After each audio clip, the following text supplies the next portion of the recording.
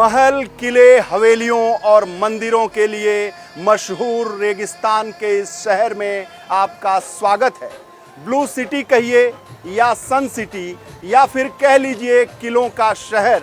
अगर आप राजस्थान आए हैं और इस शहर में नहीं आए तो आपका आना अधूरा है। जी हाँ, मैं राजस्थान के दूसरे सबसे बड़े शहर जोधपुर में आ गया हूं। जोधपुर के लोगों का सियासी मूड समझें उससे पहले ये जान लीजिए कि प्रधानमंत्री नरेंद्र मोदी भी आज जोधपुर में ही थे। चुनाव से ठीक पहले यहाँ उन्होंने जिले में विकास का खजाना खोला है। अब आपने देखा होगा, अभी मैं एक सरकारी कार्यक्रम से यहाँ आ रहा हूं। इस जोधपुर में करीब 5,000 करोड़ रुपए के विकास के काम, उसका शिलान्यास या उद्घाटन करके आया हूं आपके यहां। अभी 15 मिनट पहले सरकारी कार्यक्रम था, लेकिन मुख्यमंत्री जी गायब थे। अब जरा जोधपुर की सियासी अहमियत को समझ लीजिए, तब वीरेश पांडे की इस पड़ताल को समझने में आसानी होगी। जोधपुर में विधानसभा की 10 सीटें हैं। 2018 में 7 सीटें कांग्रेस ने जीती, जबकि बीजेपी को 2 और अन्य को 1 सीट मिली। मुख्यमंत्री अशोक गहलोत इसी जोधपुर की सरदारपुरा सीट से विधायक हैं। शहर सीएम का है, लिहाजा बीजेपी ने यहाँ के लिए खास रणनीति बनाई है और यही वजह है कि मोदी के दौरों से अशोक गहलोत तिलमिलाए हुए हैं। आज प्रधानमंत्री के साथ सरकारी कार्यक्रम से उन्होंने दूरी बना ली। प्रधानमंत्री मोदी की इस इलाके पर खास नजर है। अपनी विकास योजनाओं के जरिए मोदी जोधपुर और आसपास के इलाकों को साधने की रणनीति पर काम कर रहे हैं।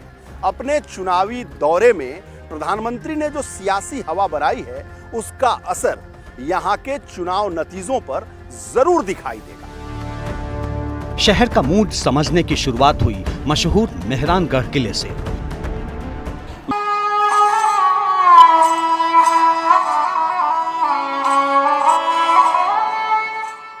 यहीं हमारी मुलाकात घूमर की धुन बजाते रामनिवास से हुई। सियासी मिजाज को समझने के लिए जोधपुर घूमते घूमते दोपहर का वक्त होने लगा था। पोस्टर बैनर से शहर पटा हुआ है जो बता रहा है कि जोधपुर शहर में सियासी पारा चढ़ रहा है। घूमते हुए हम पहुंचे शहर की मशहूर सूर्या नमकीन की दुकान पर।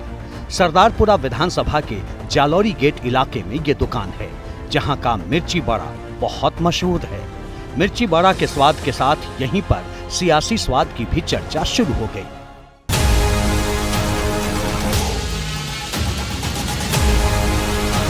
अशोक गहलोत जिस सरदारपुरा से विधायक हैं, उस सीट से इस बार बीजेपी केंद्रीय मंत्री और स्थानीय सांसद गजेंद्र सिंह शेखावत को उतार सकती है।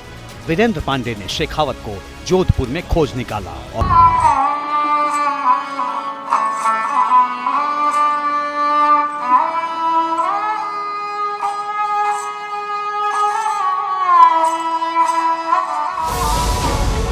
शेखावत अगर सरदारपुरा से चुनाव लड़ते हैं तो फिर मुकाबला कड़ा हो जाएगा और इसका असर जोधपुर जिले की बाकी सीटों पर भी देखने को मिलेगा।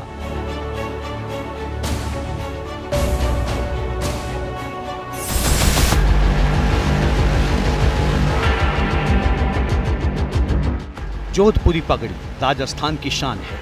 प्रधानमंत्री भी 15 अगस्त को जोधपुरी पगड़ी पहनकर ही झंडा फहराते हैं।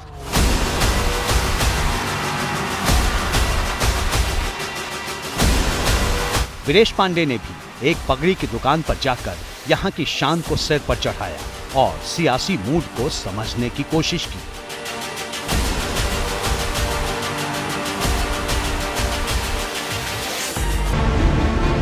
पगड़ी वाले ने तो गहलोत का पलड़ा भारी कर दिया। इसके बाद हमारी टीम एक जूती की दुकान पर पहुंची।